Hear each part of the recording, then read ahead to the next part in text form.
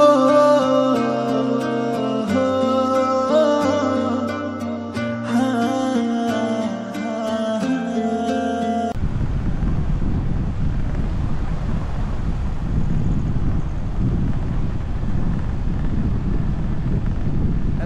क्या हाल आप लोग के।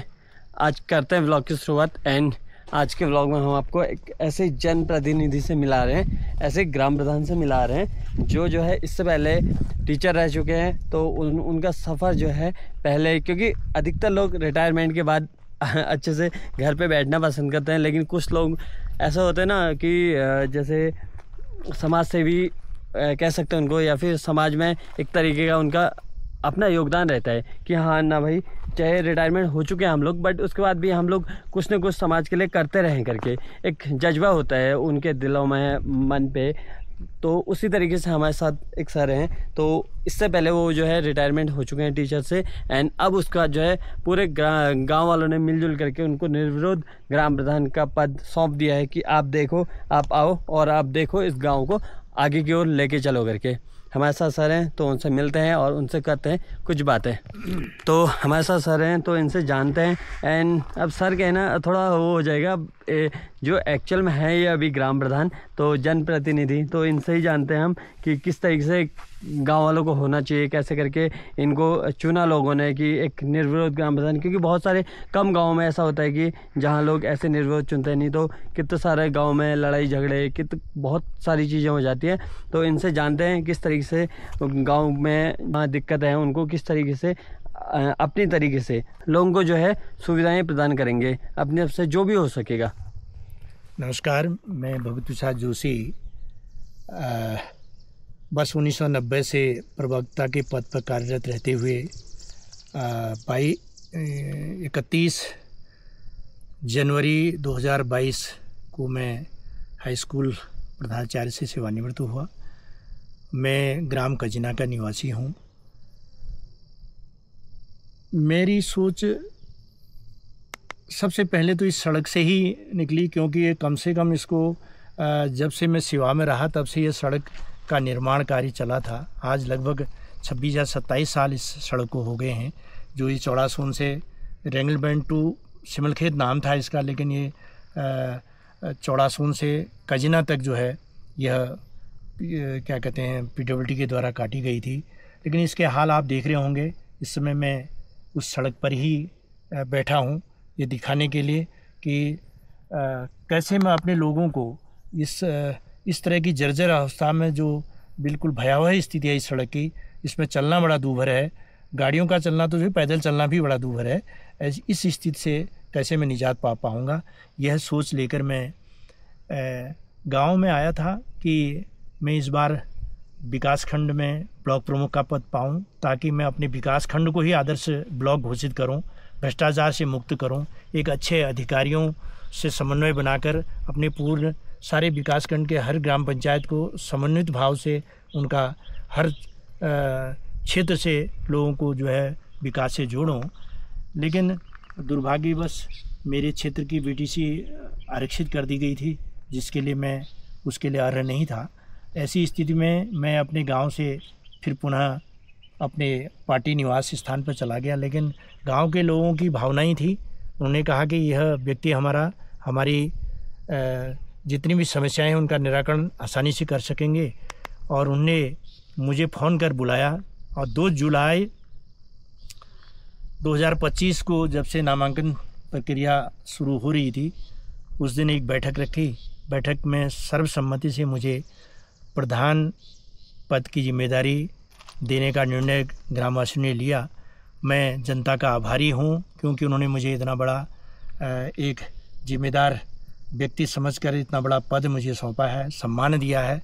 मैं अपने इस सम्मान के प्रति उनका आभारी तो हूँ ही, लेकिन मैं उनकी भावनाओं के अनुरूप उनके जो समस्याएं उनका निराकरण कर सकूं, उनके इस सम्मान पर खरा उतर सकूं, इसकी भरपूर कोशिश करूंगा। तो ये यहीं पे रहते हैं, तो इनसे वो भी जानते हैं कि क्योंकि जो जिस गांव में रहता है कोई बाहर से आए उससे बेहतर और उससे अच्छे तरीके से और उनसे ज़्यादा और हर एक चीज़ में, चाहे रोड ले लो, स्वास्थ्य ले लो या फिर कोई भी पेयजल ले लो या फिर वहाँ खेती बाड़ी का ले लो, किसानी का ले लो, किसी भी चीज़ में ले लो, तो वो जो वहाँ पे एक्चुअल में रहते हैं या रहते हुए आ रहे हैं वो लोग और अच्छे से बेहतर तरीके से बता सकते हैं। तो इनसे जानते हैं, इसके बाद जानते हैं हम हमारे सवाल रहेंगे इनसे। जैसे इन्होंने अभी सड़क के बारे में कहा, तो आप लोग ने देखी होगी सड़क कितनी बदहाल हो रखी है यहाँ पे। यहाँ पे अभी गाड़ियाँ तो दूर की बात है, 4 व्हीलर है वो तो बहुत दूर की बात है, बाइकें ले जाना मुश्किल हो जाता है, जिसमें सिर्फ 1-2 लोग, और कोई बीमार हो जाए तो उसमें तो और ज़्यादा मुसीबत हो जाती है कि भाई इस रोड में हम ले कैसे जाएंगे। और किसी को गाड़ी के लिए बुकिंग करो तो रेट वही बहुत, क्योंकि वो उनका भी ठीक है रेट लेना, उनका भी अपना बनता है, क्योंकि रोड ही ऐसी है, क्या करें। जब तक एक सबसे मुख्य काम ये होता है कि जब तक गांव में सड़क और कुछ रास्ता अच्छे से ना बन पाए तब तक कुछ कह नहीं सकते और कुछ काम हो नहीं पाएगा, क्योंकि सारा काम वहीं से होता है।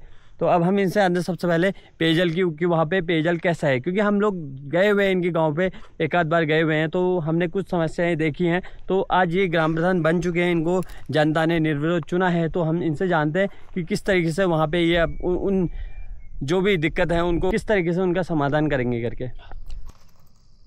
हाँ प्रमोद जी, आपने बहुत अच्छी बात उठाई, क्योंकि आप सामने देख रहे होंगे ये मेरे विकासखंड का मुख्यालय है, उसके ही एक इधर उत्तरी ढाल पर जो पार्ट है वहाँ से एक स्रोत है, उस स्रोत से लगभग 16 किलोमीटर लंबी पेयजल लाइन जो है हमारे गांव तक बिछाई गई है। और जो उसको भी लगभग मेरे ख्याल से 18-20 साल हो गए हैं।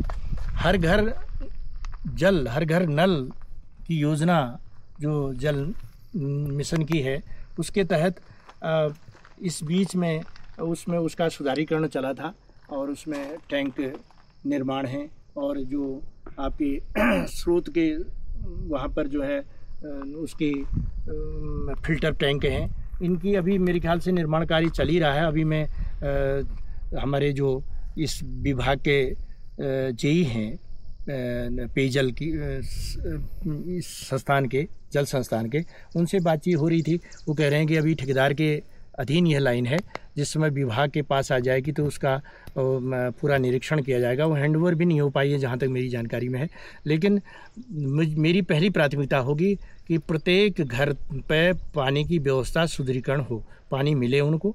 और ऐसी स्थिति में मुझे चाहे विभागीय अधिकारियों से समन्वय करना पड़े, अधिशासी अभियंता से संपर्क करना पड़े, या जिलाधिकारी महोदय से बात करनी पड़े, या अथवा मुझे अपने जो मुख्य सेवक प्रदेश के हैं माननीय मुख्यमंत्री जी धामी जी के पास भी जाना पड़े, तो मैं यह पूर्ण कोशिश करूंगा कि अपने लोगों को पानी अच्छी तरह से प्राप्त हो सके। तो जैसे कि अभी इन्होंने पेयजल की समस्या के बारे में बताया कि हम किस तरीके से उसका समाधान करेंगे करके, क्या क्या दिक्कतें हैं और उसको किस तरीके से समाधान कर सकते हैं, वो चीज़ें इन्होंने बताई। अब जानते हैं इनसे सबसे मेन बात रोज़गार की।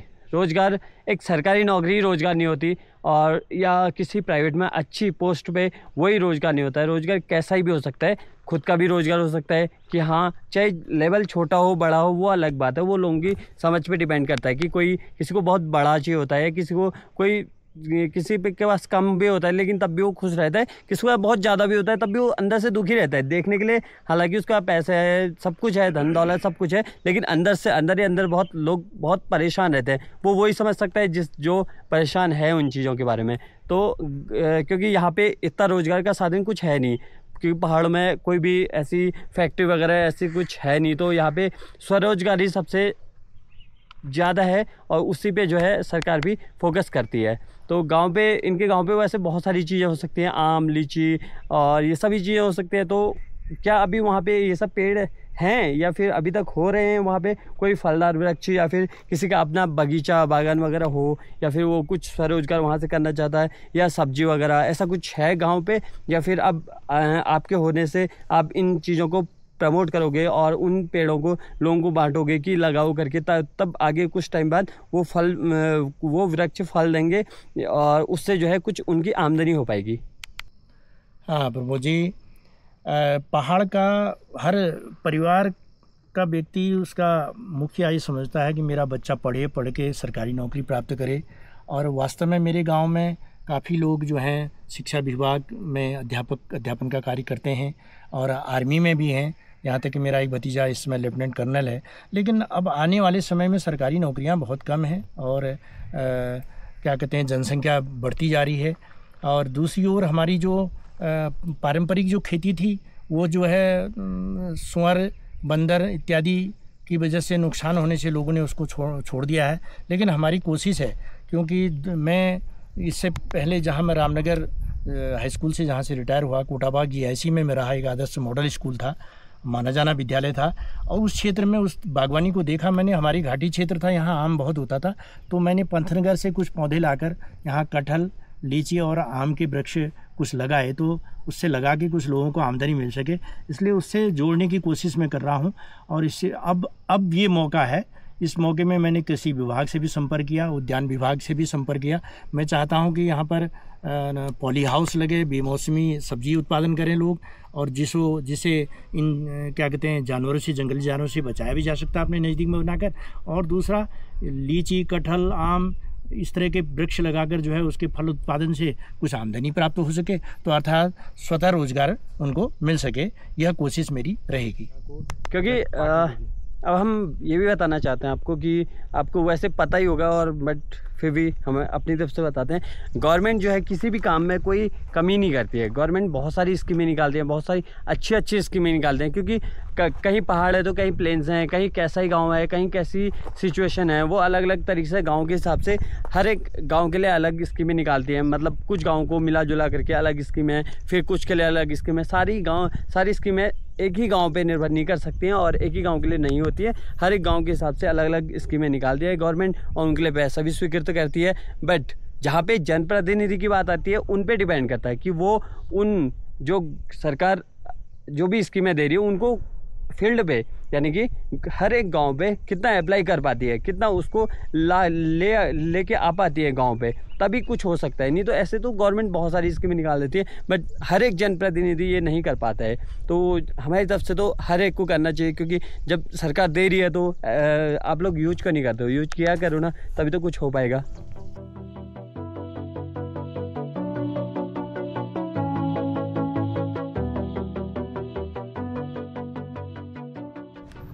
हमारे साथ एक सर और हैं, तो ये भी शिक्षा विभाग से रिटायरमेंट ले चुके हैं, तो इनसे भी जानते हैं यहाँ के, क्योंकि ये पहले से यहीं रहे हैं और यहीं पढ़ाया हुआ है, तो इनसे भी जानते हैं कि यहाँ क्या समस्याएं रही, किस तरीके से इन्होंने आज तक देखा और आगे क्या उम्मीद है इनको कि कुछ हो पाएगा करके। पहले कुछ समय पहले तो यहाँ पर कोई भी विकास कार्य ऐसे थे नहीं। अब धीरे धीरे थोड़ा रोड का विकास, थोड़ा लाइट की व्यवस्था ये चल रही है, लेकिन भविष्य में ये है कि रोडों का सुधार होना ज़रूरी है। कि रोड चली है और इसके बाद फिर ये भी पटन गाँव तक है, इसके बाद फिर आगे को जो है 10-12 किलोमीटर फिर बिल्कुल ही सिंगल रोड है, जिसमें गाड़ियों का आना जाना बड़ा परेशानी है।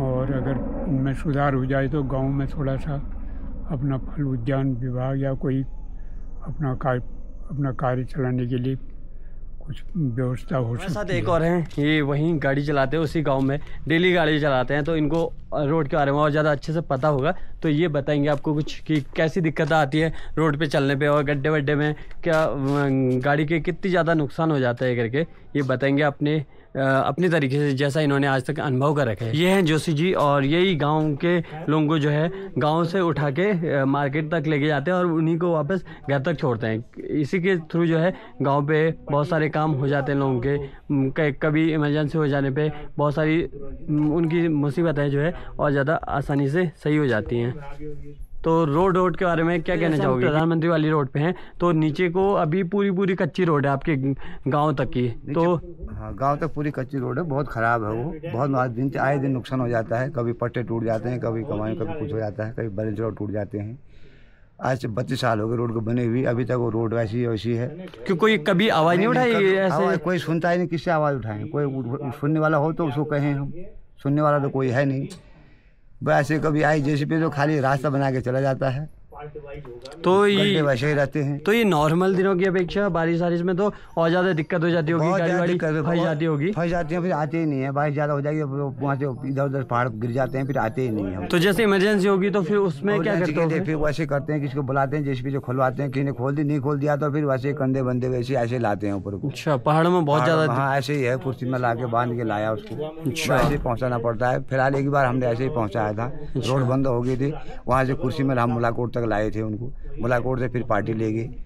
अगर माना स्थितियाँ आ जाती हैं, बहुत स्थितियाँ आ रही हैं। अच्छा, अगर ऐसे ही जाते जाते गाड़ी कहीं फंस गई कीचड़ विचड़ में, क्योंकि आजकल मौसम भी ऐसा ही है, तो उसमें अगर फंस गई तो उसके लिए फिर क्या उसके लिए कुछ नहीं है ऑप्शन, फिर उसको वहीं छोड़ जाना पड़ता है। फिर गाड़ी छोड़ जाएंगे, फिर जेसीबी आएगी तो तभी होगा, नहीं तो कुछ नहीं हो सकता। तो छोड़ने पे तो और ज़्यादा नुकसान नहीं हो सकता है? जैसे बारिश और ज़्यादा तेज हो गई है, अब क्या करें, फिर अब समस्या हो जाती है। गाड़ी फंस गया, फंस जाए हम कैसे निकालेंगे उसको? तो उसको तो वहीं पर रोकना है हमने, अब आगे पीछे जा नहीं सकते, वहीं पर रोकना है। ऐसे एक बार एक नाला ऐसे छोड़ा था मैंने, आधी गाड़ी पूरी जो है उससे ऊपर से खोला आके जो है उससे मिट्टी आके पूरी वो धस गई थी उसमें। अच्छा, नाले से जो है पूरा मिट्टी आधे आगे फिर गाड़ी आधी जो है अंदर रुक गई थी यहाँ तक। हाँ, ये पूरा टूटा हुआ है ये। फिर बुला के फिर खुलवाया उसको, खुला के तब निकाला उसको। अच्छा, मतलब समस्या बहुत है, सुनने वाला कोई नहीं है। सबसे मेन रोड का ही है। रोड का ही है, मैं समस्या रोड का है, हम और कुछ नहीं कहते, रोड के बारे में हम कहते ही हैं। अच्छा, आप लोग ने ग्राम प्रधान निर्विरोध बना रखा है, तो उनसे उम्मीदें हैं कुछ? अब उम्मीदें हुई, फिर अपना रखा है तो उम्मीदें हुई हैं कि अच्छा करें, अच्छा कार्य करें, आगे को तो बढ़े, सुधार करें, आगे से कोई जाके बात करें ना। ऐसा हमने भी सोचा, इसलिए हमने निर्विरोध हमने बना भी रखा है। हमने कहा कोई हमारी समस्या सॉल्व हो, लेकिन ऐसी सॉल्व आज तक तो हुई नहीं है। अब देखते हैं आगे को क्या होता है, हो जाए तो अच्छी बात है। चलो, बहुत बहुत धन्यवाद आपका। बहुत धन्यवाद आपका भी।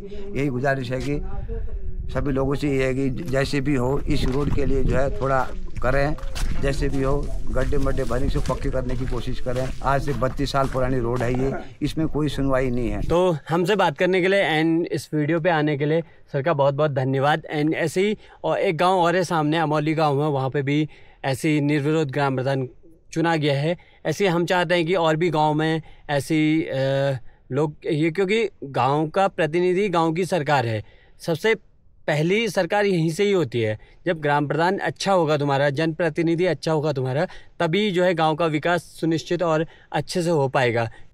क्योंकि बाकी लोग जैसे क्षेत्र पंचायत हो गया या फिर विधायक हो गया, एमएलए वगैरह हो गए और सांसद वगैरह हो गए, वो तो उनके पास समस्याएं अपनी अलग से हैं, क्योंकि वो बड़े लेवल के हैं, बहुत सारे क्षेत्र उनके पास, तो उनकी समस्याएँ भी उतनी ज़्यादा हैं, उनकी समस्याएं भी उतनी ज़्यादा हैं और उतनी बड़ी समस्याएं हैं। तो वो लोग हर एक गांव पे हर बार हर रोज़ आना पॉसिबल नहीं हो सकता है। तो जो ग्राम प्रधान होता है, आपका जनप्रतिनिधि होता है, आपके गांव पे रहता है, गांव की समस्याएं उसको पता है अच्छे से, तो वो जो है अपनी समस्याओं को उन लोगों के पास रख सकता है। तब वो जो है कुछ स्कीमें या कुछ पैसा फंड अपनी तरफ से गांव पे जो भी दिक्कत होती है, तब वो गांव के लिए उन फंडों को, उन विकास कार्यों को सुनिश्चित करते हैं और वहां से तब अप्लाई करके देते हैं करके।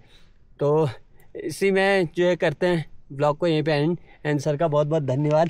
धन्यवाद आपका। और करते हैं अभी इस वीडियो का यहीं पे एंड। किसी दिन दूसरे दिन चलेंगे, गांव पे ही चलेंगे सर के, तो वहाँ पे भी गांव के लोगों से और भी चीज़ें बातचीत करेंगे, या फिर कुछ टाइम बाद जैसे ही सर वहाँ पे गांव पे कुछ मीटिंग वगैरह होती है, वहाँ पे चलेंगे, तो वहाँ पे दिखाएंगे कि लोगों की क्या समस्याएं रहती है और किस तरीके से ये लोग इनसे उम्मीद करते हैं कि ये जो है गाँव को और ज़्यादा अच्छे से और विकास कार्यों की तरफ लेके जाएंगे, गाँव को और ज़्यादा आगे की तरफ लेके जाएंगे। तो करते हैं अभी व्लॉग को यहीं पे एंड। मिलते हैं आपसे नेक्स्ट व्लॉग पे, तब तक के लिए चैनल पे नए हो तो शेयर कीजिए और सब्सक्राइब कीजिए। Bye bye, Radhe Radhe.